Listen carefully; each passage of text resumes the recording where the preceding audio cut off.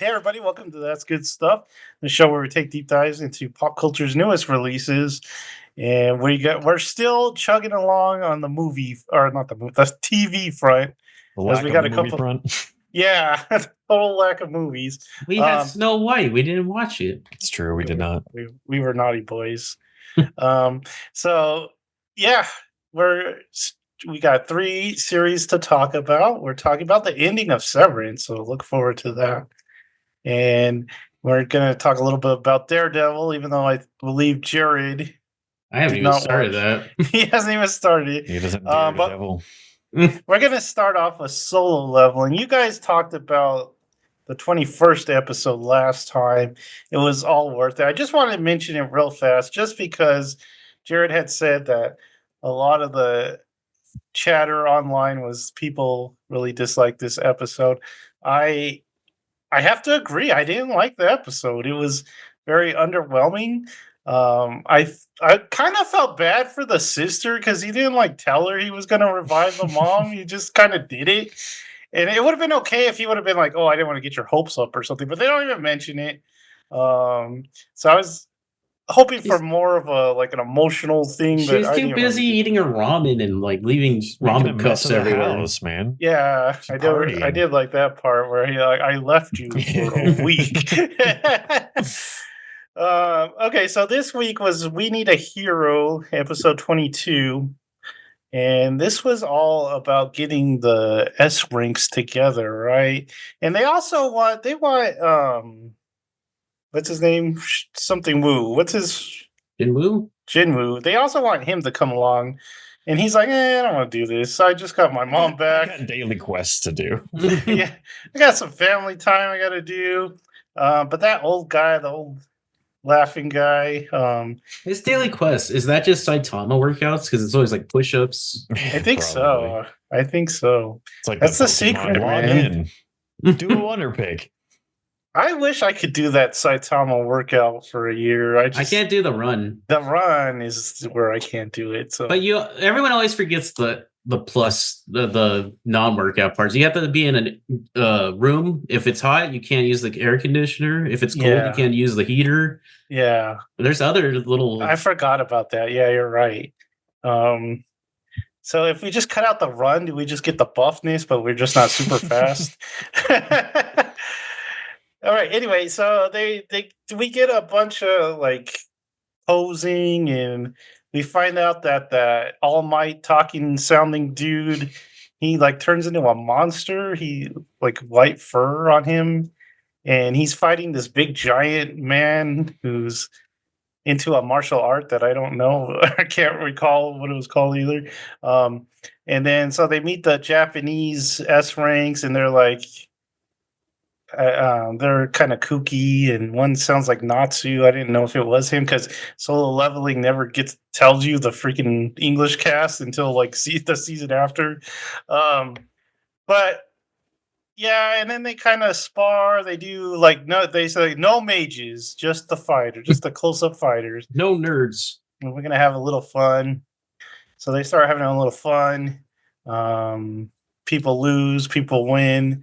And then one of the guys turns into a monster himself, and it's like he's gonna kill someone. So Jinwoo steps in, and he's like, "You guys have had enough." And they're like, "Oh, I thought he was a mage. Why is he all close up?" So now he's got to fight the toughest guy because the toughest guy wants to know, is he a mage or is he a close up fighter? So they do that, but then it stop. I forget what stops that. They're like, "Oh, it's time to go." Jin No more- does. He does? Oh no, mind. I was thinking of the angry guy that went crazy. Yeah. Like basically 5 of them stopped him. They like grabbed each of them by the arm. Oh, you guys are going a like little the crazy. both teams. Yeah, both teams. It's like when Kakashi and then the other guys had to stop Neji because he was about to kick Hinata's face off. That was a Exactly cool part. that. I remember that part. Yeah, good old Naruto used to be good, man. And then, yeah, so Jinwoo says, I'm not gonna go, so he stays.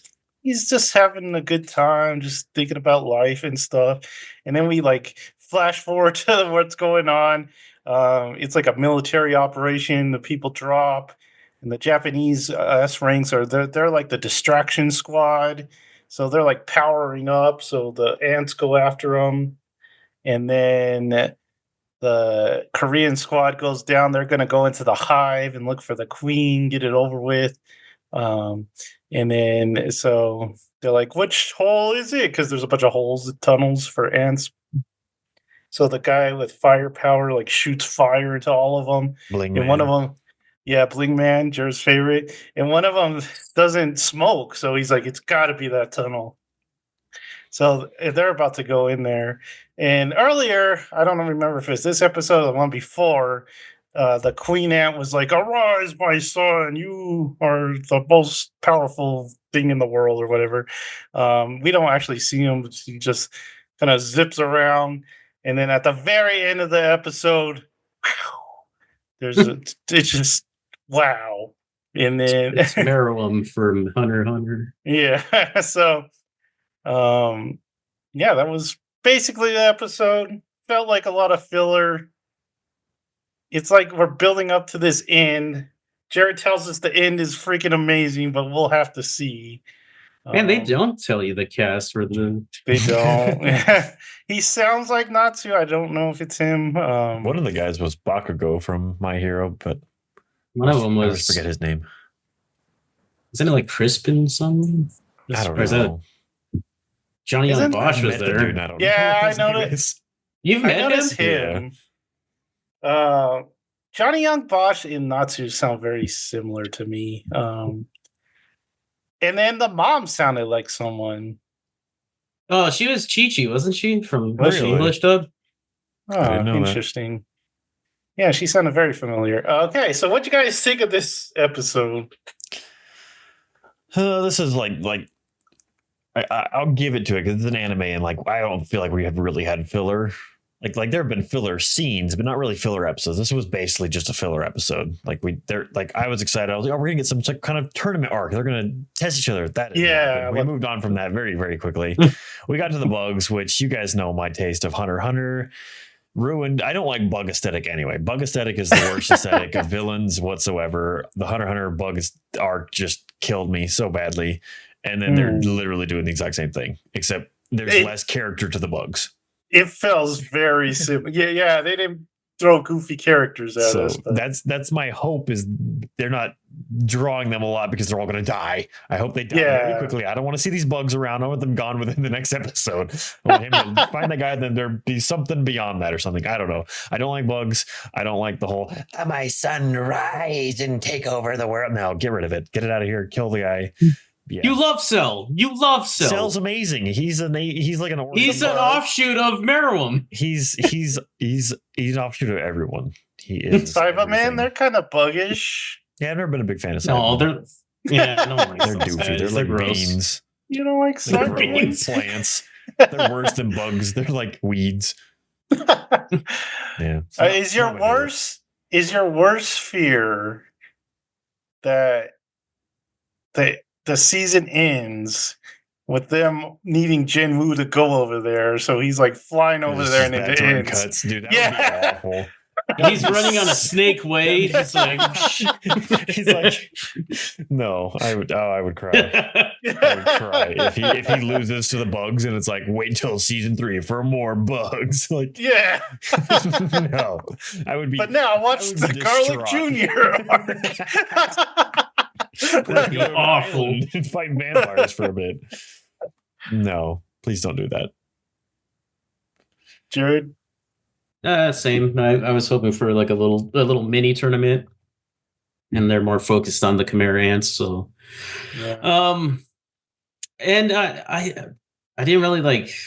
None of the Japanese hunters stood out to me. Like, or like liking them, or like, they seemed like generic anime characters. So I was like,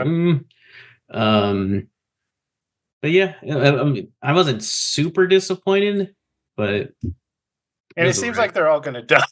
Yeah, we're so good to see our American Hunter boy, man. Yeah, where did he go? I don't know, man.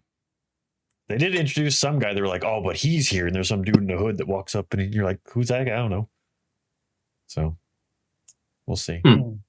The American guy, he wears a Hawaiian shirt, right? Yeah, big blonde hair. He's just All Might, but chillaxed. Vacation All Might. So Japanese think we're all Californians. Pretty much. Or who made Soul Leveling? What country? Korea. Koreans. All right. South Korea, to be. Yeah. They're trying to unite. They always talk about uniting. It never happens, but. All right. So moving on to Severance. So it was the end of Severance, season 2. The first or the 9th episode was called The After Hours. So this one, I don't know how I feel about this, but this one was basically Mark and his sister. They meet Mrs. Cobell or Mrs. Selvig or whatever her name is. So they meet her out in the like woods or something like that. And she asked to know everything. And basically she's like, dude, we got to get Mark over to this cabin, right? Do you know the reason for going to that cabin? I think it's because they just had it set up so that he could be severed in and out of the doors and everything. She had the technology there, I guess. Yeah, this was the plan. They were going to have him talk to his severed self, which is kind of cool. They have like a video camera and they talk to each other. And, they do that editing so it looks like they're really having a conversation after a while. And meanwhile, Mark. Wait, where am I? Oh, okay. The other thing was Dylan's wife. She told Rowdy Dylan that she kissed any Dylan. It was the way she said it too. She's like, "Kissed your any." I'm like, what? Disgusting. I watched it first. And Rowdy Dylan was very upset because basically cheating on him, right? Kind of. And that's what the show plays with, like this whole second season has been like, are you cheating or not? Is your any or a whole different person? Dylan submitted a resignation form, so he filled it out. He was like, he wants to resign, any Dylan, right? Because he hates that place now because he was all mad. Because the wife had gone and she's like, I can't see you anymore. And he's like, no way. Even proposes to her with a little cardboard ring. Yeah. I was like, where did you get that? Will you be my work wife? Conjugal visits. Bert had some stuff. Or Irving. Bert came and picked up Irving in a car. And he the scariest way possible. Yeah. It's not like, hey, get in. He's just like, we're going on a trip. We're driving. Many people on trips before didn't know where they were going. Irving's like, oh man, he's gonna kill me or something. Irving has a dog. The dog was like looking at his art. He's like studying it, man. That dog is an art critic. He saw something in it. Yeah, so Bert like drives him to a train station, buys him a ticket, says goodbye. He's like, goodbye, buddy. And then so Irving leaves. Everyone basically leaves on this one because like Dylan wants to leave. Irving leaves. Miss Hung, she gets she passes her winter course or whatever they called it, and they break her toy. And she leaves. Forgot about that. She gets on a bus and leaves. So, I like her little interaction with Dylan. She's like, "I'm sorry, I should have watched you better." He's like, "It's not your fault. Not your fault." You're just a child. At the end is a big debate because Mark's Audi is telling Mark's any the plan, and it's so far they're like, okay, I get this, but then Mark's Annie's like, wait a minute. What happens when I get out? I'm just gonna fade away because they're reconstituting them. And he's like, you've been alive for 30 years more than I have. And like, you know what? He's worried about what happens to him. And, it doesn't go the way they hoped it. Even Mrs. Cobell tries to get him to go with the plan. And, he's like, no, I'm not doing this. I'm a person.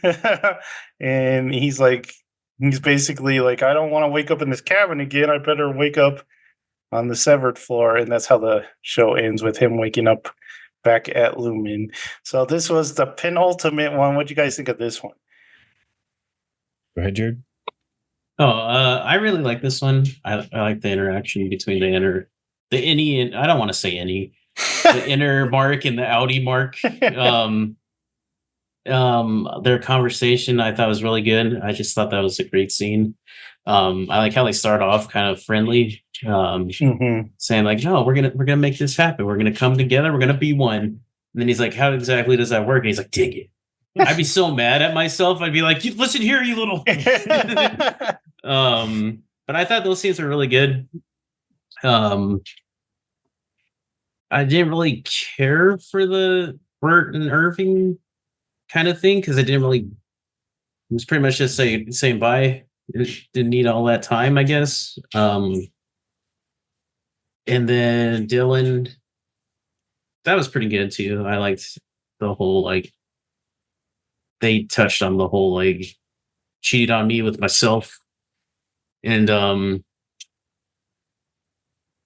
it was pretty emotional too. Like, she's like, I can't, but she wants to, because she sees, like, past Dylan in him. She doesn't accept that paper ring. And I was like, no, how could this happen? But yeah, I liked it a lot. I really enjoyed it. Yeah, pretty much same. I liked what the Dylan stuff leads to, but that'll be the next episode. Yeah, Bert and Ernie. Bert and Ernie. Him leaving, it was kind of like, I'm like, are you getting rid of this character, or are we not going to see him again? Like, this is a very weird exit without having much conclusion or good times for him. But the main thing of this episode being the scene between Mark and Mark, which I thought was really, really well done, and also super interesting to see, because like outside Mark, you don't really get a lot of his perspective. He's really just trying to figure out. He's just been depressed all the time, and he's trying to figure out what the heck happened. And so I feel like they really, really paced it well with the conversations of him not really seeing inner Mark as a person at all. He's just like, no, but then we'll get back to me, and we'll get back to this. We'll get back to real life, because that's not real life. And inner Mark is like, that's my only life. Like, it's just, I thought they did a great job building that tension. I was just like, oh gosh, this is where we're going with this. We're really delving into, like, what's real, who's real, who do we get to be? But then, yeah, him bringing it up, because he's like, no, we're gonna rejoin or whatever. So you'll still exist to be a part of me, but you're gonna be controlled. And he's like, and what about everyone else on the floor that's gonna be out there?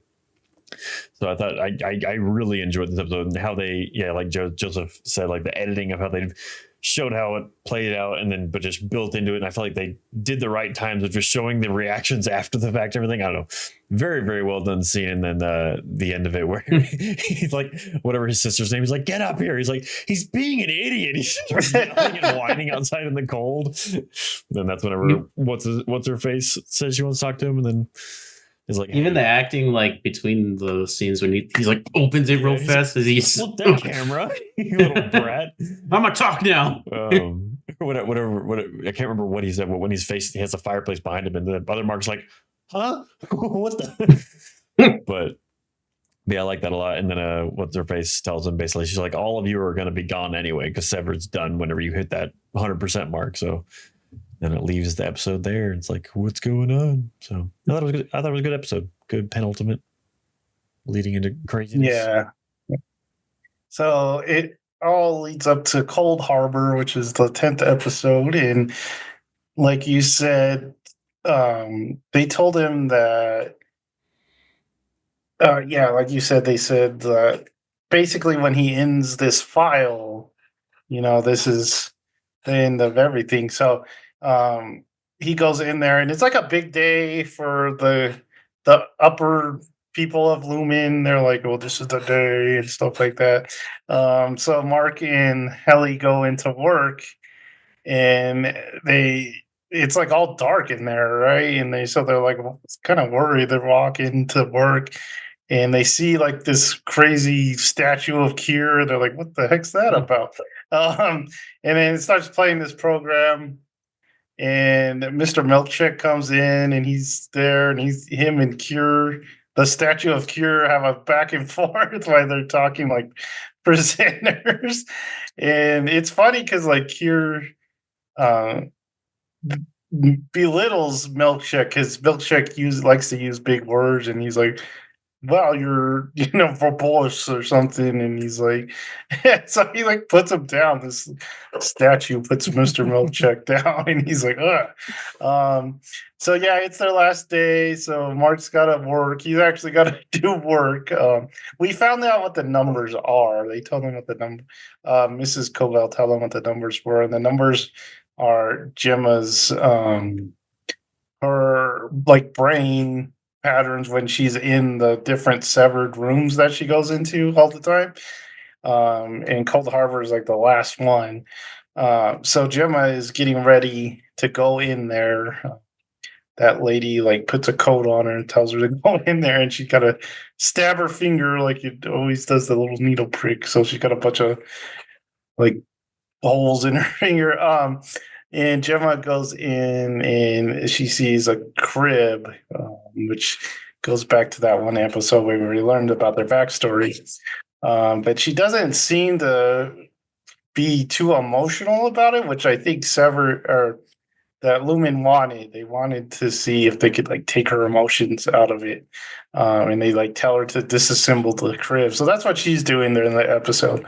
Mark is finishing, and he's talking to Helly because he's worried about what would happen to them, because if he goes through with the plan, he's like he wants to be with her. He tells her, he says, "I want to live with you," and she's like, so she has to basically tell him, you got to do this. She tells him like, "I am her," or something like that. Suck on the outside. Yeah. Oh yeah, that's true. And then so he does it, and then there's a marching band like walks in. Well, Mr. Milkshake comes in, is like, "Time for the marching band." So that comes in, and they start playing music. Mr. Milkshake's like dancing and stuff like that.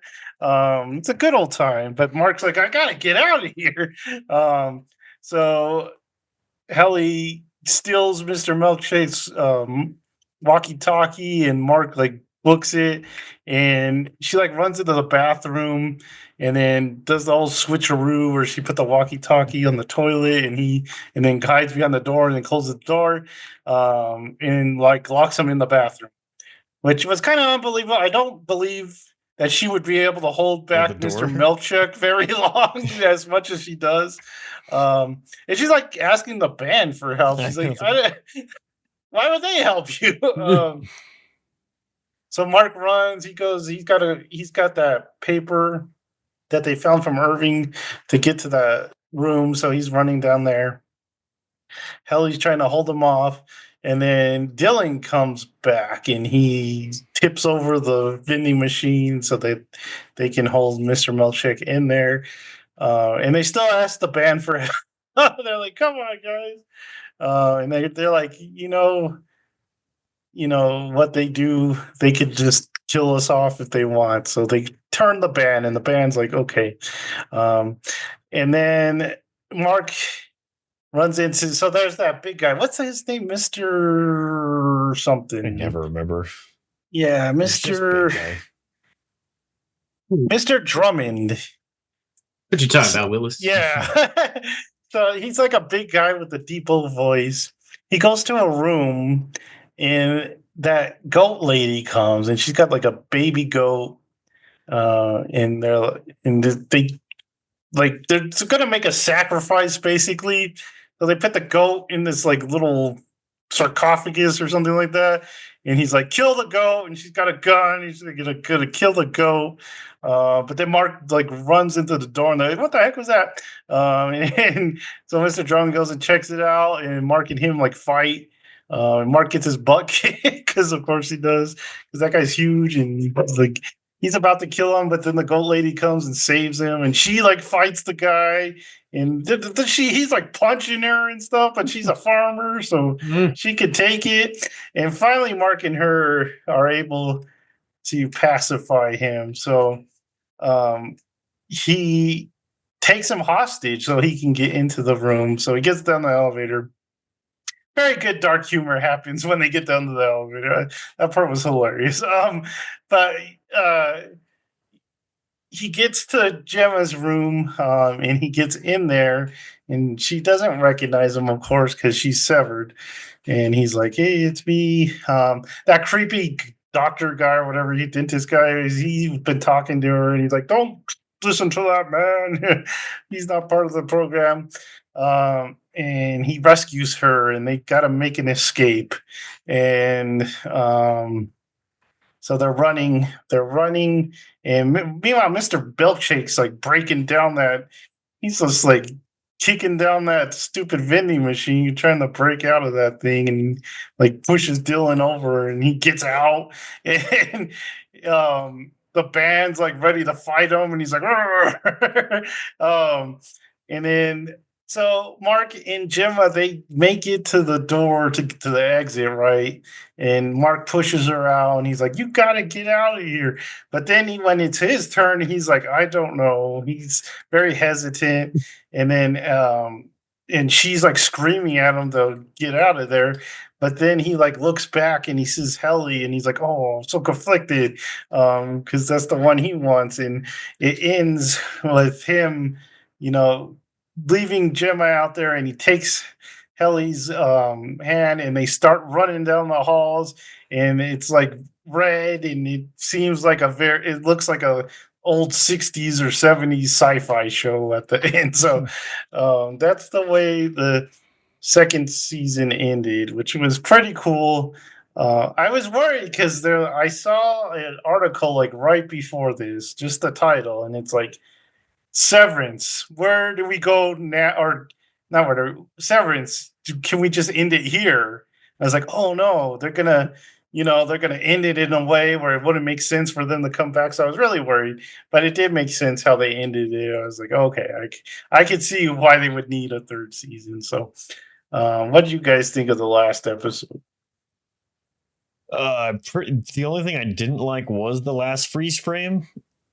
It was just weird. It's like, why not just have them run and then fade to black or something? But just like stopping like that, and it's like it like got really pixelated and bad looking. I was like, why did we end like this? I don't know. It was weird.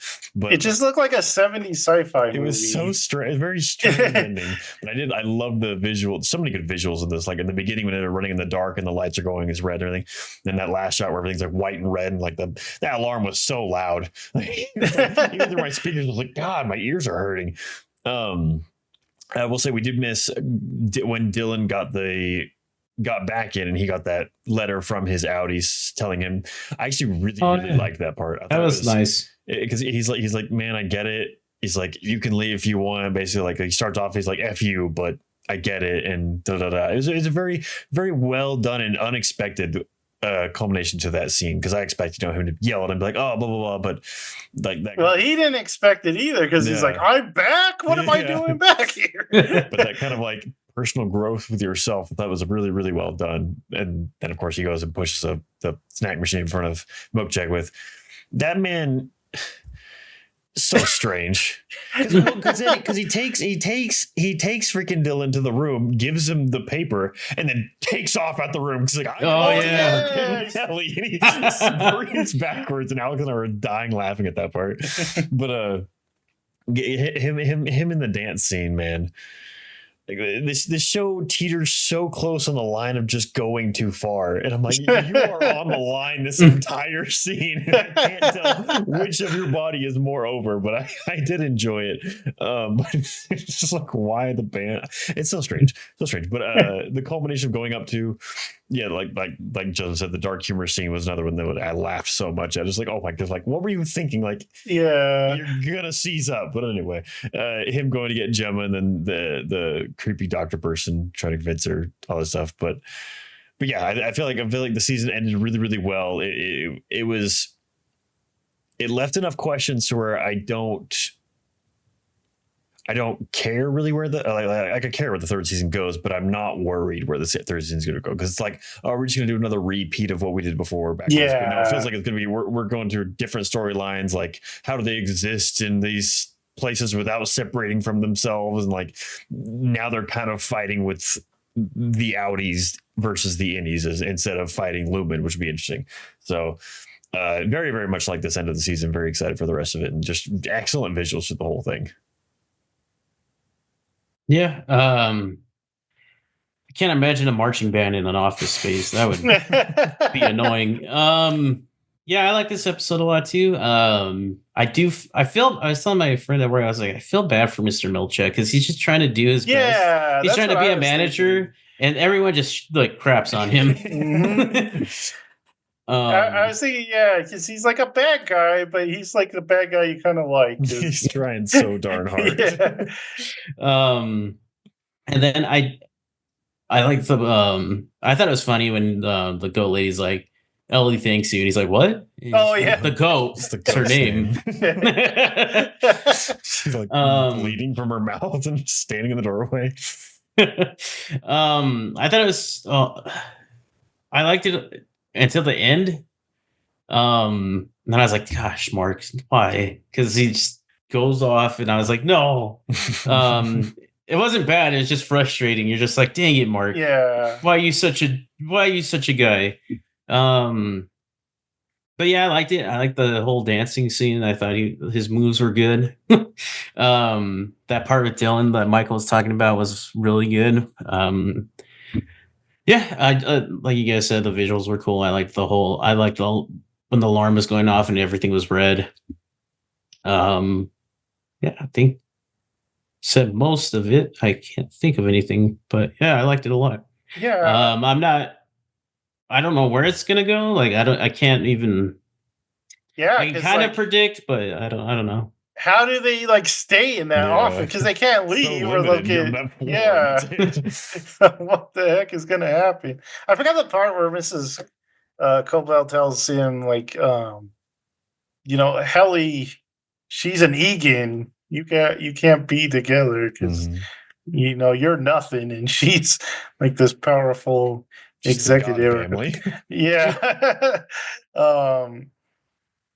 I did when Helly was like looking at the sash. She was like, "Oh yeah." That thing was creepy, freaking me out. I liked when Milkcheck was like, "Oh, and you're like 5 inches taller than you were in real life." And then the old dude that's watching the gem on the camera, he's just like, "Ah." Oh yeah. Such a mad old man. I did like when Milchek stood up to Mr. Truman in the last episode when he starts using bigger words and he's like, "Forget you, man."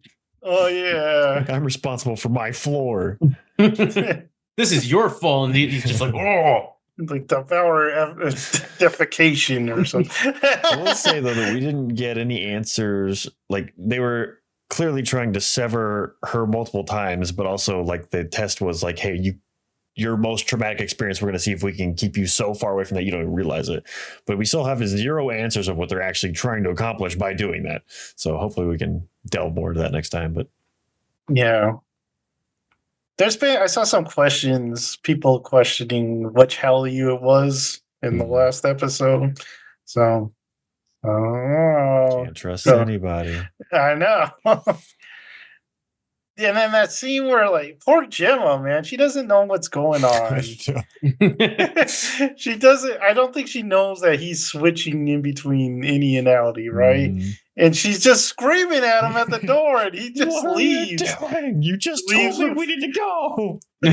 Just leaves with Helly, and she's like, "Oh, so I hope someone out there tells her what to have." Like the sister finds her. Like when they both swap going down the elevator, and they're like mid kissing, like. What are we doing? Oh yeah, Mrs. Casey. Gotta go this way. I was sad that we didn't see a little part with Rick and his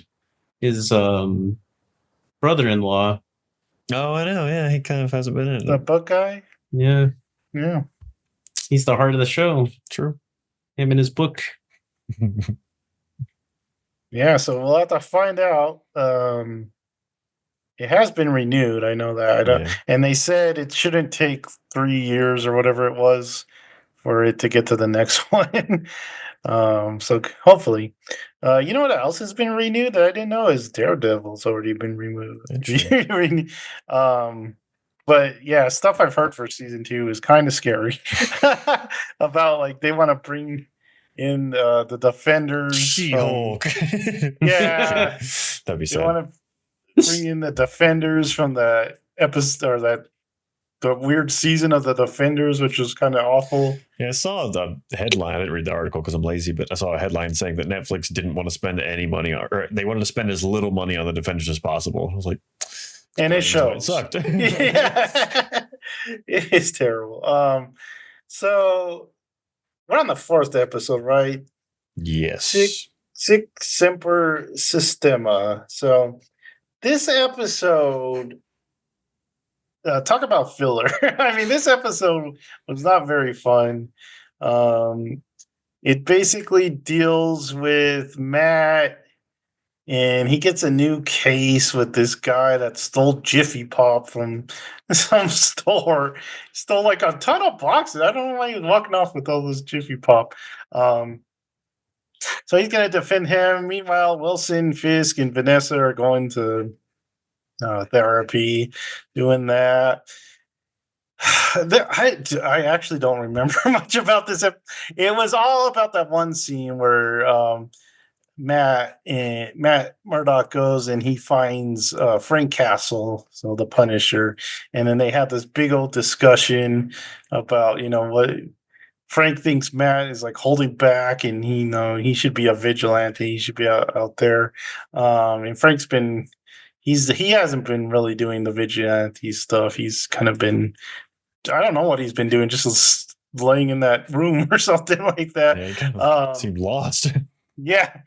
And Matt kind of confronts him because he saw the Punisher symbol on that cop, and he did talk to that cop, and he confronted him as well. So he does a lot of confronting in this episode. He gets yelled at by a guy who he's helping. He gets like the white man guilt speech. And he's just like helping this guy. He helped him get like a better sentence, but of course the guy's mad because he's getting, I mean, he's got like 30 priors or something like that. It's like, dude, what do you expect? But he's like, oh, I'm sick of the system. He's all mad about the system. And I don't. Do you remember any much more about this episode? We got a little bit with because in the therapy session, Mr. Fisk was asked about the affair that What's-Her-Face, his wife, had, and then at the end of the episode, we see that he has What's-His-Face in a cage, bearded and screaming while he eats a delicious pasta. Although he took a fork and a knife to a single piece of pasta, and that bothered me a lot. I was like, you gotta cut it in half. It's a little tube, like a tiny, I forget what that one's called, rotini or whatever it is, but rigatoni, something like that. Yeah, and I was like, you're not gonna cut that in half. Get out of here. Yeah, it was like pasta and sausage. What a George Costanza move. He went for the pasta.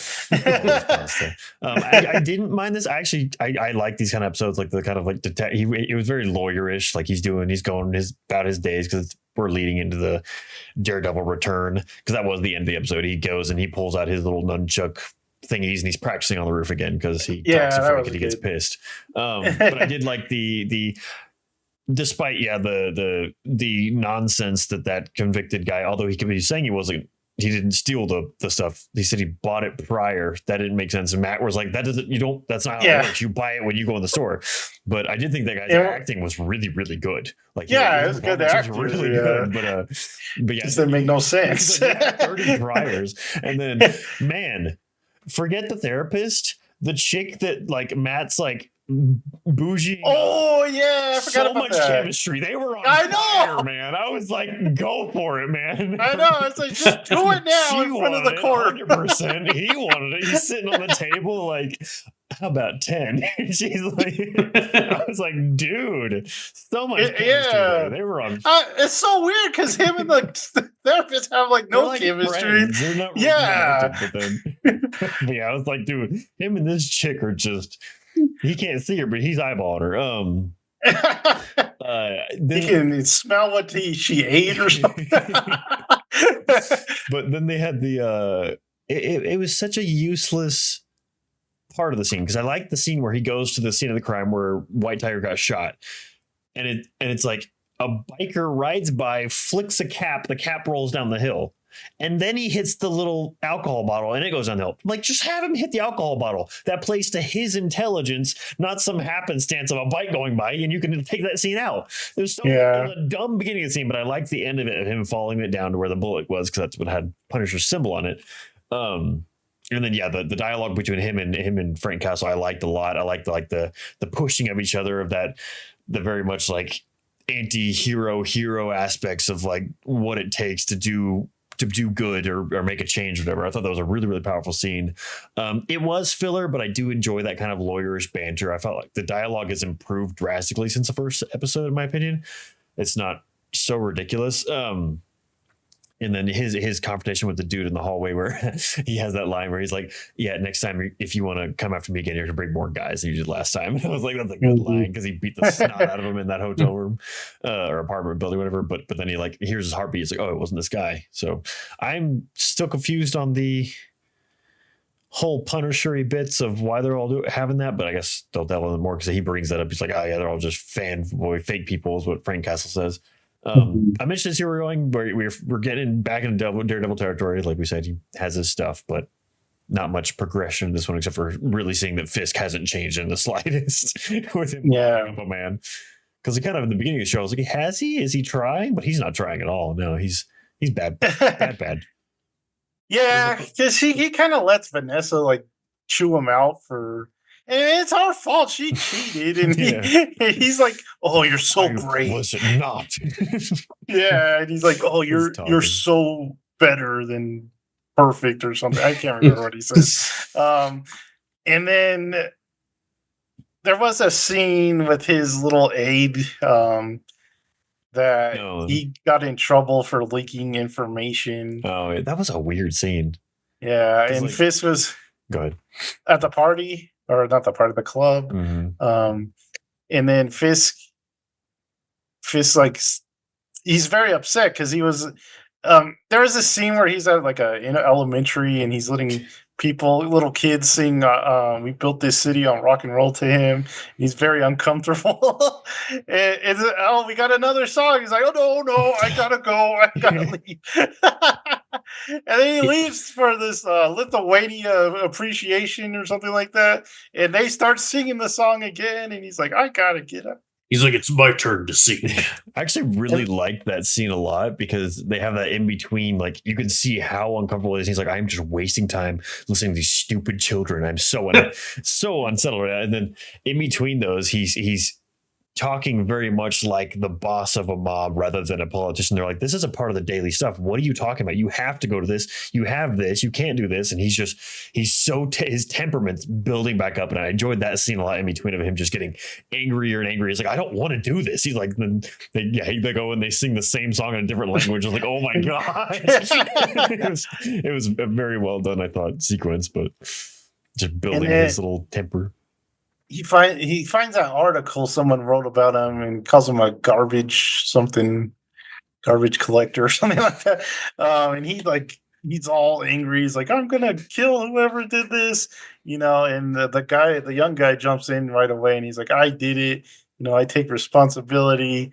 And he's like, are you trying to get yourself fired? And he's like, no, I want to stay. And Fisk is like, okay, but never do anything like this again. So he's kind of nice. But then it goes into that part where he's got someone prisoner. And then we do see the other villain of the season, which is Muse. And he's like kidnapped this guy. He's in this basement somewhere, and he straps the guy to a table, and he's like getting his blood because that's his deal. He paints with blood. So we finally kind of saw him, but that's pretty much where it ended. Yeah, I got like two scenes with like the beginning episode was this weird horror man, and his episode was this horror man. I was like, well, what the heck? He's like, he actually slipped some different show in here or something. Yeah. Very different tone. Yeah, I like the Frank Castle part, but most of it I didn't like. I do like when Frank was like, say his name, say his name. Yeah, he's talking about Foggy and he hits him. He's like, I'm sorry, I didn't mean to do that. I'm sorry. Yeah, he's like, darn you. Calls him some names. Yeah, why are you apologizing? Yeah, I do like how he calls him Red. Yeah, but yeah, so I hear episode 5 is weird. I don't know why. I just hear there's some weird stuff. You're either gonna hate it or love it or something like that. So we'll see. Yeah, so that was Daredevil. Anything else on any other shows you guys watch? I started Slow Horses season 4. The first episode, man, it's impressive. It does exactly what you think it's gonna do, and it's still good. It's like what you're like. I don't know how they did that, but yeah. You guys watch anything else? Still, that 70s show. They had a Hitchcock episode where it was just nothing but Hitchcock references. It was great. It's so good. But Jared? No, not really. Okay, let's wrap it up on there. Like, subscribe, and notify yourself for even more good stuff, and we'll see you next time. Bye.